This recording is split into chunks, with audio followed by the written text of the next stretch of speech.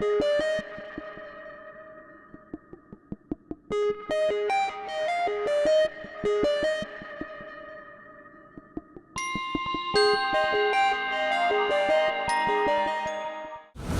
and welcome to this edition of Salisbury Speaks. My name is John Huzinitis. Thank you for joining us today, and I'm honored to have the Chief of Police of Salisbury, Tom Fowler, with us today. Welcome, Chief. Hi, John. Thanks for having me.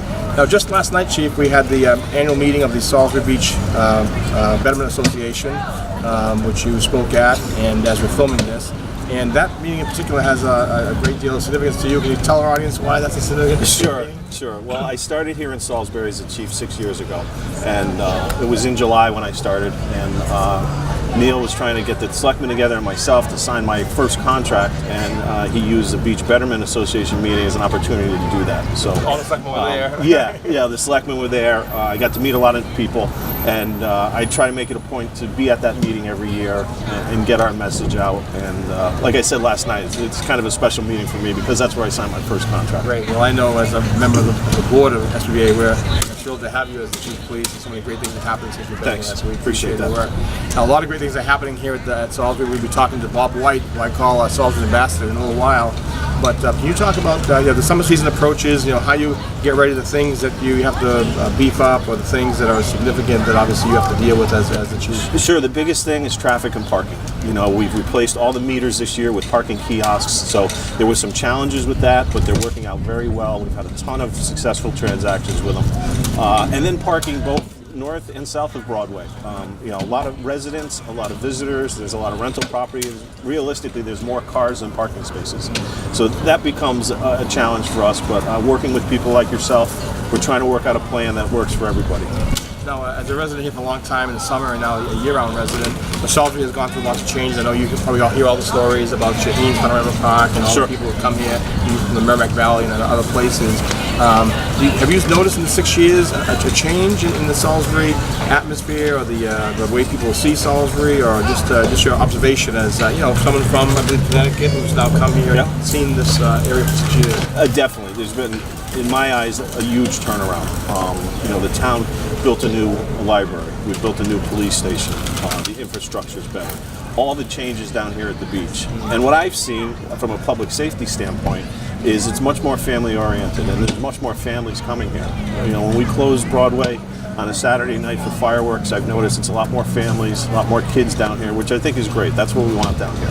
It's great for businesses, obviously. Yes. It's great for people to advertise, and first impression is important. You can see a nice development in the downtown area here. Yeah, the improvements down here are huge. My wife and I rode our bikes down here last Saturday, and it was great to see cornhole tournament going on. Lots of people using the public spaces down here to make Salisbury Beach a really, really great destination. Now, your role as Chief of Police obviously expands to the Merrimack Valley and the North Shore.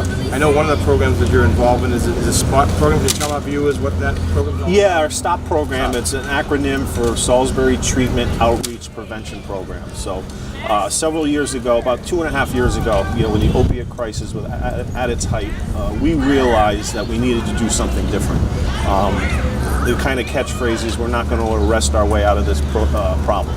So we started an outreach program where, if somebody experiences a non-fatal overdose, I have an officer that goes to the hospital with them and help facilitate getting them into treatment. So sometimes there's a very small window when somebody suffering from addiction feels they want to get help, and we want to be there and try and facilitate that. Once they're medically cleared, we'll get them into a detox, and we help get that bed and even transport them there if we have to.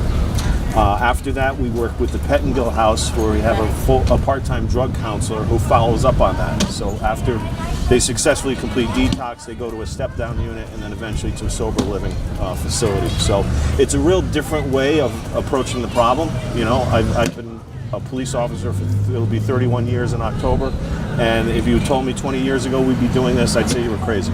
But we really have to change our perspective, and it's a real paradigm shift to policing. Now, you and I know that the local government has to work hand in hand with the state government, obviously the federal government, and we do that, I know very well, in the town and the state and federal level.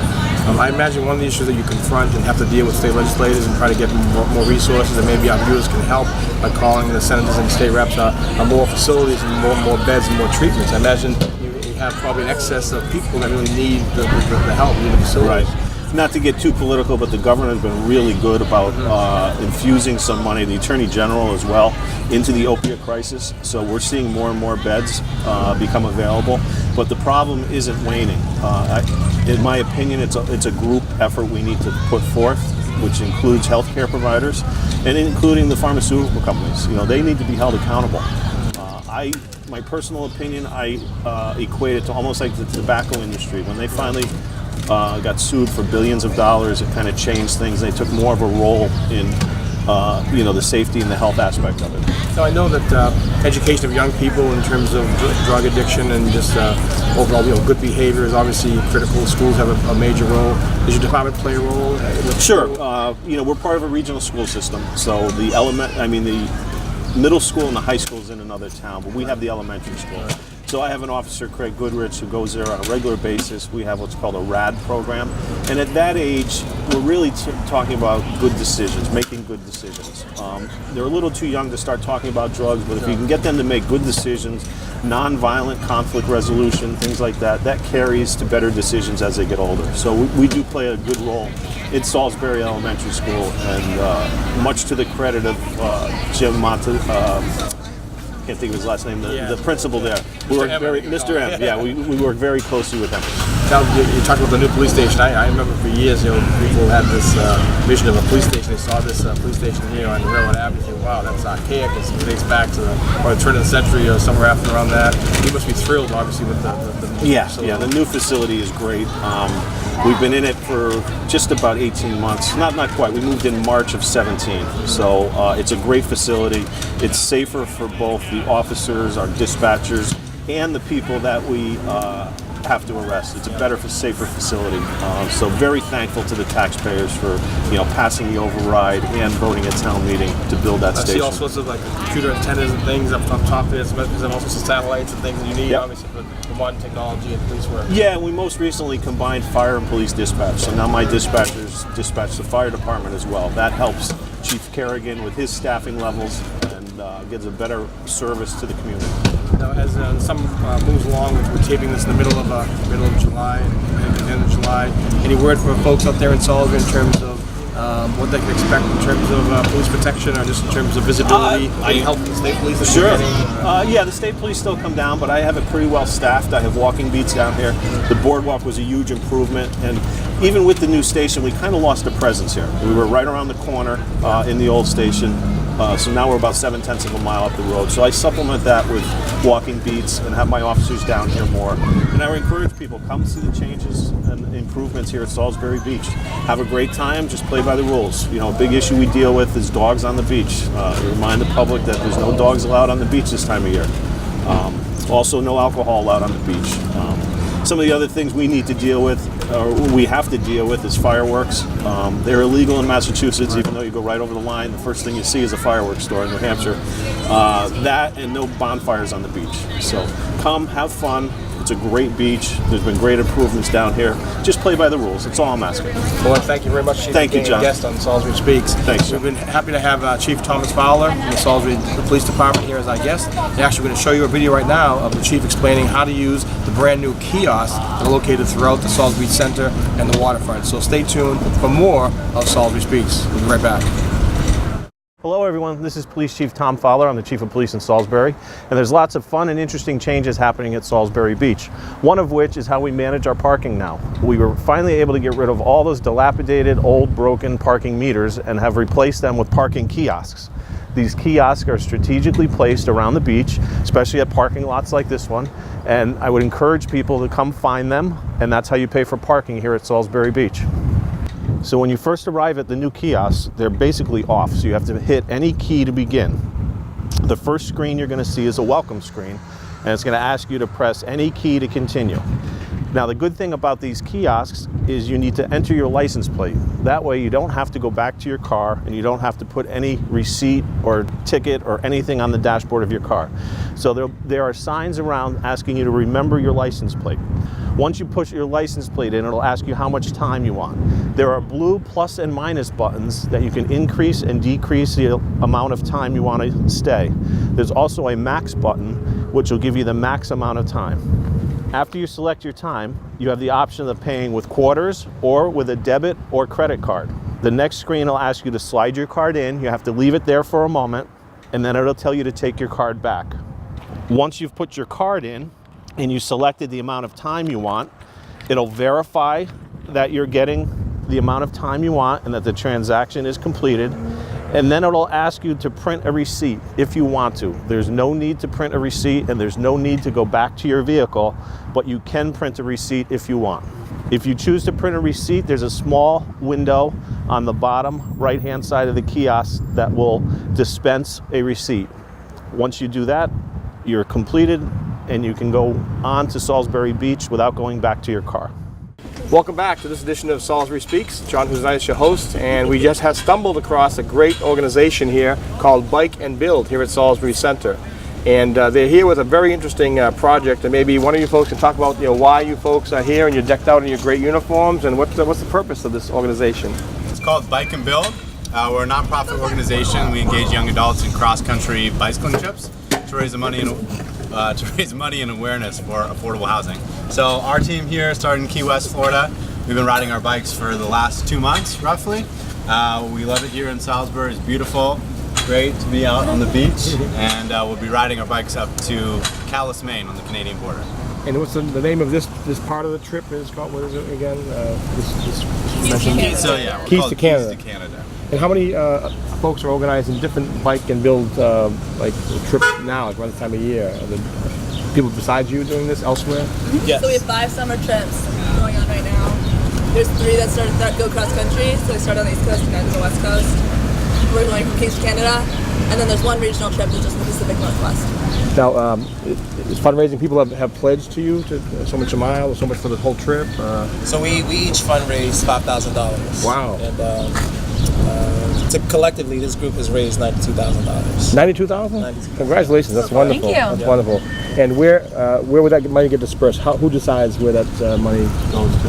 Yeah. So there's 4 different ways that we disperse it. Each host that we stay at donates $100. Mm-hmm. We each individually donate $250 to an affordable housing organization of our choice. Mm-hmm. There's a competitive grant process where affordable housing organizations from around the country submit grants to Bike and Build, and in due time we will all sit down together and divvy up the money that we fundraised and give it to those other. And so if someone viewing at home wants to help the Bike and Build group, and particularly your effort here, how would they help you? Yeah, they can go to bikeandbuild.org and search the Keys to Canada route. It should come up routes, and Keys to Canada should come up. Okay, so under routes, Keys to Canada. So if you're at home and you want to help these young people with affordable housing issues, go to the Bike and Build website and Keys to Canada, and I'm sure they'd happy to help, happy to accept your contribution. So thanks, Bike and Build. Welcome to Salisbury. Thank you. Thank you. Woohoo! We'll be back with Bob White and more at Salisbury Speaks. Don't go away. Welcome back to Salisbury Speaks. I'm here with the gentleman that I call Salisbury's ambassador, Bob White. Bob, happy to have you on the show. Glad to be here, John. And Bob, you've been a resident of Salisbury how long now? About 11, 12 years. I'm up on Atlantic Avenue, 11 Atlantic Avenue, in the condo over there, and we love it here. I'll tell you, it's a really great time. Where are you from originally, Bob? Arlington is where I grew up and went to school, and we brought up our kids in Wakefield. So. And you've seen a lot of changes, I'm sure, here in Salisbury, especially over the last couple of years. They've redesigned the center area here and brought some dynamic activities here. And I know that we're here at the information booth where there's a lot of great activities still going on for the rest of the summer. John, you know, most of our people that come in are here for a week for rental. They come in for day trips and things like this. And this is a great place to come down. You'll see what concerts on Saturday night, who's playing, what time the fireworks are. Wednesday night we have concerts, live concerts also for music. Friday night we have the DJ in here. Tuesday nights at basically sunset we have kids movies on the beach. But everything is basically here for everything that's going on down here in the center. We happen to be filming on a Tuesday, and there are some great activities for young people during July on Tuesday and August as well. Yeah, in July and August, what we do is we have a reading area for the kids. The library comes down, they'll read stories to them. We sometimes have a band here for the kids. Today we have a gentleman making balloons and riding a bicycle, and you'll see him in a minute. But this is the thing is to get more people interested into the center. We've put down grass here for the kids to play on. They've got cornhole boards, also the trellises and the chairs for the people just to sit on, just to get away from the beach for a few minutes. And there he is on the unicycle. Yeah, on the unicycle. Hi. And all this is just every single Tuesday, someone comes down different to keep the activities going down here. So people will have different things to do when they come here on vacation. Across the street, we've got the go-karts. They start at 12 o'clock. The merry-go-round here starts Monday through Friday. It goes from 12 to 8. On weekends, it's going till 10. If we got a crowd at 10 o'clock, we just keep going. It just keeps going on. Have you noticed improvements in terms of people coming in, families coming back to the beach in the last couple of years? Well, right now, everything that's here is trying to upgrade and improve. I mean, Willie's this year has been busier than it's ever been. We have Joe's Playland down here always busy. The pizza shops, Christie's, Triple E's. We got Happy's Fried Dough. They're all busy on weekends and nights. So the crowds are still coming here. You come here on a Saturday night and see the crowds for the free concerts and the fireworks. It's unbelievable. We shut off the street at the top of the hill, and it's all chairs all the way up to the stage. People bring their beach chairs, just sit up. Beach chairs, and then on Tuesday night, people bring their beach chairs to watch the kids' movies, and they bring towels, and they have coolers, and they're buying things, and it's great for the town. And I'm sure that you've seen increase in people maybe from out of town too. I just with you a few minutes ago, I was talking to people from New Jersey pulling in, and New York, and Canada, from all over. Well, right now I work at the parking lot part-time. This is my retirement job. So, but I see people come from all over that have never been to Salisbury, and they don't know that they can't get over the beach. They don't understand why the beach isn't more crowded. They go up to Hampton, it's blanket to blanket. Yeah. They come down here, it's absolutely beautiful. There's 3.2 miles to walk. At low tide, it's absolutely beautiful for a walking beach and things like that, and they love it. I know as a resident here during the summertime, since I was a kid, and obviously now a full-time resident, I agree that the Salisbury Beach is just the finest beach, the finest area. And again, it's really getting information out about how beautiful it is. Well, that's what it comes down to. But once the people come down here and they see it, they come back. Because it doesn't have the crowds of the Hampton. It's not as busy as Newburyport or something, over at Plum Island. So they love it here. It's a very clean, very nice beach. They take care of it. DPW is doing a good job trying to keep the beach clean and keep everything cleaned up. We've got planters out there. We've got picnic tables. I'll show you in a little while with the umbrellas, and the people, are filling these things up. Well, let's move up closer to the beach and with Bob, and we'll meet you up there by the carousel in just a moment as Salisbury speaks. This is going to be the coolest bear I've ever made. Ooh, you got a separate color on it too. That's awesome. Yeah, that's going to be the bear's nose.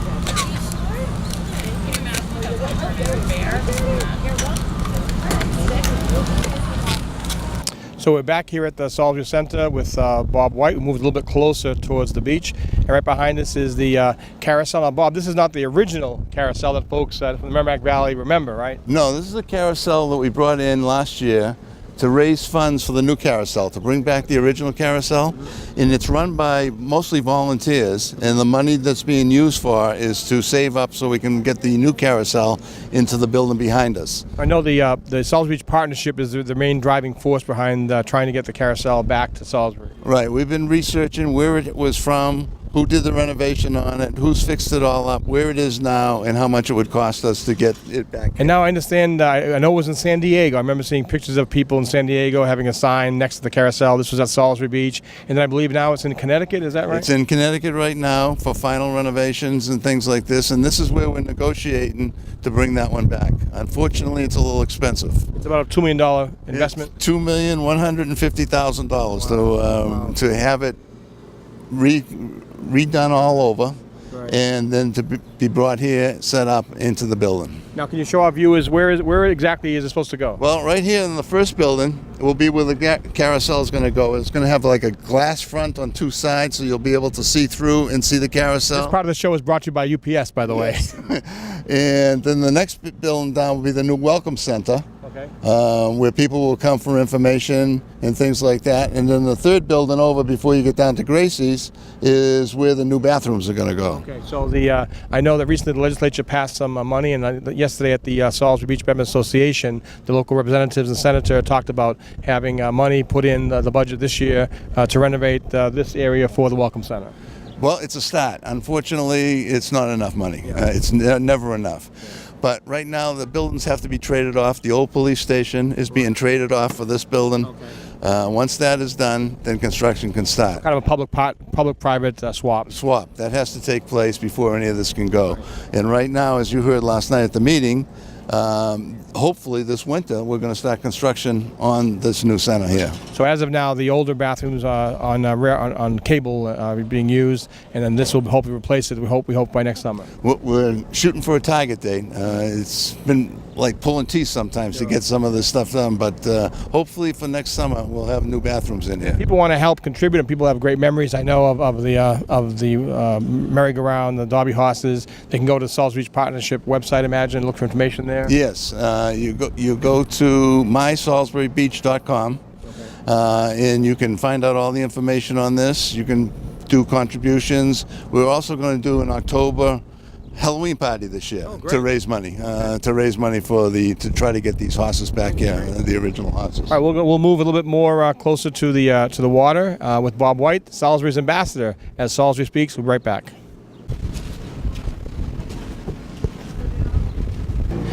Welcome back to Salisbury Speaks. I'm here with Stephanie, Nathan, and Aiden, and you folks are from? Exeter, New Hampshire. And we just happened to stumble across you right as we were walking up towards the beach, and you're getting ready to go on the beach, guys, right, and make some castles and things and dig, right? Are you excited to be here? Yes. Is it your first time here at Salisbury Beach? Yes. Yeah. Excellent. And so you haven't come in the last several years here? Or? Yeah, we haven't gotten here to Salisbury in about like 7-8 years. We usually go to Hampton, but I wanted to try something different since I haven't been here since the rides when I was a kid. Right. So this is like a new difference, and it's not packed right now, so this is perfect. And you're the perfect person to talk to. We've been talking about how do you get people back to Salisbury Beach. Some of these improvements hopefully have encouraged you to come back. It definitely. I saw the go-karts over there, and I'm like, wow, they didn't have that when I was around, Right. or the merry-go-round or anything like that. It was just like all sitting areas. So What's the best thing you've seen so far that you can want to maybe ride later or go on? go-karts? Go-karts. Go-karts, you're a go-kart guy. All right, good, excellent.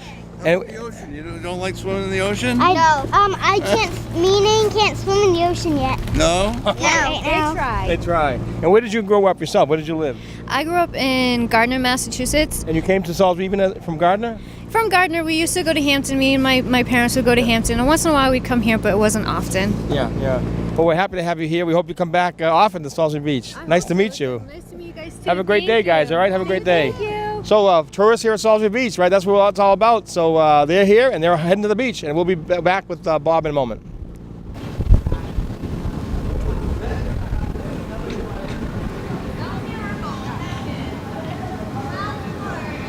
And that was a nice visit with some newcomers to Salisbury Beach who haven't been here in a while, and it's great to see young people coming back. Once they come and see what we have here. And isn't it funny how she said that you normally would go to Hampton, but Right. they decided to try Salisbury. Hampton's very busy, and this is a lot more low-key, and the beach is a lot less crowded than it is at Hampton Beach. Now here we are at the waterfront, and what happens again? Tell people again on Friday and Saturday what goes on here. Okay, for Wednesday night, basically what we have is a concert, live concert music from 7 o'clock till 9 o'clock on Wednesday night. On Tuesday night, on the backside, right onto the beach area, is where we have the movies for the kids every single Tuesday night. It starts at sunset, lasts about an hour and a half, hour and 45 minutes, and they take their sand chairs and their blankets and they put them out there and they have a great time. And then on Saturday night, we have the live concert here, a different band every single Saturday night. Fireworks at 10:15 on Saturday. Friday night is also where the DJ is here to play music, old rock and roll music for everybody that comes. So we fill this place up pretty good on Saturday nights, and the weekends is very busy. And a lot of these improvements really happened as a result of a group that came in. I think it was a public spaces group. I think it was out of New York, and they had meetings. I know you were there at the Blue Ocean Center and Sea Glass, and they had people from the town and different stakeholders talk about how it could improve the beach, and people walked in this area. So a lot of these things, the games, the merry-go-round, the chairs, the Adirondack chairs, the umbrellas, are all an outgrowth of that process, right? Right, and what we try to do is we've tried to cut down the traffic by making it one lane instead of two lanes by putting out the planters and the chairs. We have also tried different things that have worked, and we've tried some things that haven't worked. The tables and the umbrellas are working out great.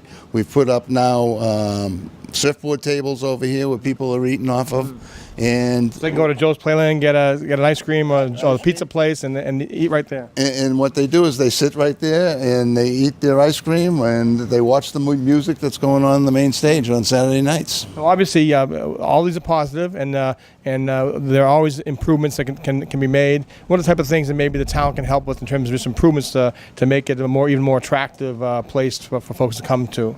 Well, right now we have a trash problem. Naturally, you've got thousands of people on the beach. They come off, they take their trash with them, and they throw them in the barrels, and it's very hard for the DPW to keep up with the trash. Yeah. I mean, they work hard, and it just, they seem like on certain nights they're going to need some more people to do that. Just to remove some of the sand, to clean up everything. John, we only have 12 weeks to make it here. You get a couple of rainy day weekends, and you can see the upper deck now is closed. Sure. You've seen Splash is closed. Julie's has just changed hands. You know, there's a few people that are having a hard time making it down here. This has been, you know, an area where you have 12 weeks to make it, and that's the biggest problem. If you can't make it in the 12 weeks, then you're out of it. So anything the town can do, as you said, in terms of cleaning sand, making sure the crosswalks are painted properly, making it more attractive for people. So like that young lady with her family coming here for the first time in a long time, get a positive impression and want to be good ambassadors like you to spread the word about Salisbury. Yeah, I think once we get the bathrooms closer also, new bathrooms, maybe a place to wash off your feet and things like that, it's all going to be a convenience for people coming to visit us, John. Well, there's a lot of great things happening here at Salisbury Beach, and for those of you who are watching this on uptown, or again on video on demand, and you're visiting or you're somewhere else, not in Salisbury, come back to Salisbury Beach. Great things happening. People like Bob White, a great ambassador for Salisbury Beach. There's a lot of entertainment, a lot of things to see here, and especially a beautiful ocean, a beautiful sand, and it's a very welcoming environment. So come back to Salisbury and see the beach. Don't forget, John, every Saturday night, 10:15, we have fireworks. Fireworks every Saturday night. Every Saturday Bob, night. great to have you on the show. It's Thanks, a pleasure John. to have you. That's this edition of Salisbury Speaks. I want to thank Chief Tom Fowler of the Salisbury Police, thank Bob White, and you for viewing. Join us next time as Salisbury Speaks. Take care.